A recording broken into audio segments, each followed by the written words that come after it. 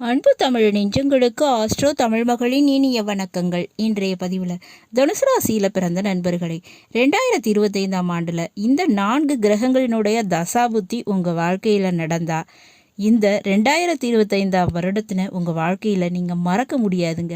அப்படிப்பட்ட மாற்ற முடியாத மறக்க முடியாத சம்பவங்களை நிகழ்த்த போகின்றன இந்த 4 கிரகங்கள். அது நிச்சயமான முறையிலங்க. அதை பற்றி தான் இன்றைய பதிவில் பார்க்க போகிறோம். பதிவினை முழுமையாக பாருங்கள். பதிவு பிடிச்சிருந்தா லைக் பண்ணி கமெண்ட் பண்ணி மற்ற நண்பர்கள் உறவினர்கள் பயன்பெற அவங்களுக்கும் ஷேர் பண்ண மறந்துடாதீங்க. இதுவரை நம்முடைய ஆஸ்ட்ரோ தமிழ் மகள் சேனலை சப்ஸ்கிரைப் பண்ணாத நண்பர்கள் சப்ஸ்கிரைப் பண்ணி கூடவே தெரிகிற பெல் ஐக்கானை கிளிக் பண்ணி ஆல் ஆப்ஷன்ஸும் செலக்ட் பண்ணி வச்சுக்கோங்க. ஏற்கனவே நம்முடைய ஆஸ்ட்ரோ தமிழ் மகள் சேனலில் தனுசு ராசியில் பிறந்த நண்பர்களுக்காக ராகு கேது பயிற்சி பலன்கள் மற்றும் குரு பயிற்சி பலன்கள் பதிவு செஞ்சாச்சு. பதிவினை பார்க்காதவங்க டிஸ்கிரிப்ஷனில் லிங்க் இருக்குது, போய் பார்த்து பயனடைஞ்சுக்கிடலாம். சேனலை விசிட் பண்ணியும் நீங்கள் இந்த பதிவுகளை பார்த்துக்கிடலாம். தனுசு ராசியில் பிறந்த நண்பர்களே, உங்கள் தனுசு ராசிக்கு அதிபதி குரு பகவான் என்றாலும் உங்கள் தனுசு ராசியில் மூலம், பூராடம், உத்திராடம் இந்த நட்சத்திரங்கள்லாம் இருக்குங்க. மூல நட்சத்திரத்தில் பிறந்தவங்களுக்கு பிறக்கும் போது கேது திசை நடக்கும். அடுத்ததா சுக்கிர திசை, சூரிய திசை இப்படி நடக்குங்க. அதே போல தான் பூராட நட்சத்திரத்தில் பிறந்தவங்களுக்கு பிறப்பில் சுக்கிர திசை, அடுத்ததா சூரிய திசை, சந்திர திசை இப்படி நடக்குங்க. அதுபோல் உத்திராட நட்சத்திரத்தில் பிறந்தவங்களுக்கு சூரிய திசை பிறக்கும்போது நடக்கும். இதில் என்ன விசேஷம் அப்படின்னு பார்த்தா, இந்த உத்திராட நட்சத்திரத்தில் பிறந்தவங்களுக்கு சுக்கிர திசை என்பது வராது. அதே போல் பூராட நட்சத்திரத்தில் பிறந்தவங்களுக்கு கேது திசை வராது வாழ்க்கையில். ஆனால் அதனுடைய புத்தி நடக்கும்போது அதுக்குரிய பலன்கள் எல்லாமே நிச்சயமாக நடக்கும். அப்படி இந்த 2025 முக்கியமான 4 கிரகங்கள், அதுவும் 4 வருடக்கோள்கள் என்று சொல்லப்படக்கூடிய கிரகங்களினுடைய திசையோ அல்லது புத்தியோ நடந்தால் இந்த 2025ஆம் வருஷத்தை யாரும் தடுக்க முடியாத அல்லது நீங்களே மாற்ற முடியாத ஒரு சம்பவத்தினை நடத்தி கொடுக்குங்க. அதில் முதலாவதாக நம்ம பார்த்தோம்னா, ராகு திசையோ அல்லது ராகு புத்தியோ உங்களுக்கு நடந்துக்கிட்டு இருந்தா, ராகு திசை நடக்குமா? கண்டிப்பாக தனுசு ராசியில் பிறந்த எல்லாருக்குமே ராகு திசை வந்தே தீருங்க. அதே போல் ராகு புத்தியும் நடக்கும். அப்படி ராகு திசையோ ராகு புத்தியோ நடந்துகிட்டு இருந்தா இந்த 2025ஆம் வருஷத்தில் அரசியல், சினிமா, செய்தி ஊடக பிரபலமாகக்கூடிய வாய்ப்பு யோகம் இருக்குங்க. பொருளை கைமாற்றி விடுவது, சில மறைமுகமான அல்லது இல்லீகல் தொழில் மூலமாக பெரிய அளவு லாபம் பார்க்க போறீங்க. இந்த மாதிரியான ஒரு யோகம் ராகு திசையோ அல்லது ராகு புத்தியோ நடந்தால் கண்டிப்பாக கிடைக்குங்க. ரியல் எஸ்டேட் பிஸ்னஸ் அல்லது வியாபாரம் செய்யக்கூடியவங்க நீங்கள் மிகப்பெரிய அளவு லாபம் பார்த்து பெரும் பணத்தினை சம்பாதிக்க போறீங்க. நேரடியாக அல்லது மறைமுகமாக இல்லீகலாகவோ பணம் சம்பாதிப்பதற்குரிய வாய்ப்பு இருக்குங்க. இதுக்கு ரொம்பவே சான்சஸ் அதிகம்னு சொல்கிறேன். அப்போ ராகு திசை அல்லது ராகு புத்தி நடந்தாலும் சரி, அதே போல் இடமாற்றம் நிச்சயத்தை கொடுக்குங்க.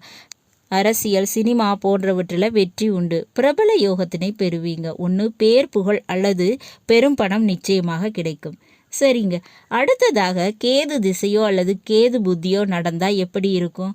நான் ஏற்கனவே சொன்ன மாதிரி உத்திராட நட்சத்திரத்தில் பிறந்தவங்களுக்கு கேது திசை ஈஸியாக வந்துடாது. ஆனால் கேது புத்தின்றது நடந்துடும். அப்படி இந்த 2025 உங்களுக்கு கேது புத்தி நடந்தால் கண்டிப்பாக வெளிநாடு யோகம், வேற்று மதத்தவர்கள் மூலமாக பெரிய லாபம், பூர்வீக சொத்து கைக்கு வருவது, அதுலேயும் இந்த ஐடி மற்றும் கம்ப்யூட்டர் பேஸ்டு வேலை பார்க்குறவங்களுக்கு நல்ல யோகம் கிடைக்குங்க. விமான பயணம் செய்யக்கூடிய வாய்ப்பு கிடைக்கும். அதே போல் ஆன்மீகத்தில் பேர் புகழ் பெறுவதற்கு, உச்சத்தை அடைவதற்கு பாக்கியம் கிடைக்க போகுது. மருத்துவத்துறை, கல்வித்துறை இதில் இருக்கக்கூடிய தனுசு ராசியில் பிறந்தவங்களுக்கு கேது புத்தி நடந்துக்கிட்டு இருந்தால் மிகப்பெரிய அளவு பட்டம், பேர் புகழ் பெறுவீங்க. பூர்வீக சொத்து மற்றும் கல்வி இந்த 2 விஷயத்திலும் பெரிய அளவு யோகத்தினை இந்த கேது புத்தியானது கொடுக்குங்க. அடுத்தபடியாக சனி திசையோ சனி புத்தியோ நடந்தால் அதனுடைய பலன் 2025 எப்படி இருக்கும்? நிச்சயமாக சனி திசையோ சனி புத்தியோ நடந்தால் அசையும் மற்றும் அசையா சொத்துக்களை வாங்கி குவிக்க போறீங்க. 2025 சொத்து பாக்கியம் நிச்சயமாக கிடைக்குங்க. அதில் எந்த விதமான மாற்று கருத்தும் இல்லை. சொந்தமாக தொழில் நடத்தக்கூடிய வாய்ப்பும் உண்டுங்க. சொத்தும் சொந்த தொழிலும் சனி புத்தி நடந்தா இந்த 2025 மிகப்பெரிய வெற்றி வாய்ப்புகளை கொடுக்குங்க. அடுத்தபடியாக குரு திசையோ குரு புத்தியோ நடந்தா எப்படி இருக்கும்? கண்டிப்பாக தனுசு ராசியில் பிறந்தவங்க எல்லாருக்குமே இந்த குரு திசையானது நடக்கும். அதில் மாற்று கருத்து இல்லைங்க. குரு திசையோ அல்லது குரு புத்தியோ நடந்தா இந்த 2025 திருமண யோகம் நிச்சயம் உண்டுங்க. திருமண வாழ்க்கையில் மாற்றம் ஏற்படும். வாழ்க்கை துணையால் ஏற்பட்ட பிரச்சனை சரியாகும். புதியதாக கார், வண்டி, வாகனம், தங்க நகை வாங்கக்கூடிய வாய்ப்பு இருக்குங்க. உங்கள் மீது சுமத்தப்பட்ட அவப்பெயர் நீங்கி நல்ல பேர் கிடைக்கும். நல்ல உறவு, நல்ல நட்பு இந்த வருஷம் அமையுங்க. குழந்தை பாக்கியம் நிச்சயமாக கிடைக்கும். அப்போ குரு திசையோ குரு புத்தியோ நடந்தால் இந்த பலன்கள் நிச்சயமாக 2025 உங்களுக்கு நடக்கும். அதில் மாற்றம் இல்லை. சரிங்க, மற்ற கிரகங்கள் இருந்தாலும் இந்த 4 கிரகங்களை மட்டும் மையப்படுத்தி ஏன் பலன் சொல்கிறோம் அப்படின்னா, மற்ற கிரகங்கள் சூரியன் உட்பட சூரியனை கூட ஒரு மாதம்தான் ஒரு ராசியில் இருப்பார். செவ்வாய் 45 நாட்கள் ஒரு ராசியில் இருப்பார். ஆனால் இந்த ராகு, கேது, குரு, சனி இந்த வருடக்கோள்கள் அப்படின்னு சொல்லுவாங்க. அதாவது ஒரு வருஷமாவது ஒரு ராசியில் இருப்பாங்க. அப்போ அதனுடைய தசாபுத்தி நடந்தால் அதனுடைய பலன்கள் நிச்சயமாக யார் தடுத்தாலும் நடந்தே தீருங்க. அதன்படி தான் இப்படி பலன்கள் சொல்கிறோம். இந்த தசாபுத்தி அல்லது இந்த திசையோ இந்த புத்தியோ நடந்தால் இந்த விஷயத்தில் கூடுதலாக முயற்சிகள் பண்ணுங்க. நிச்சயமாக அதில் வெற்றியும் லாபமும் உங்கள் கைக்கு வந்து சேரும்.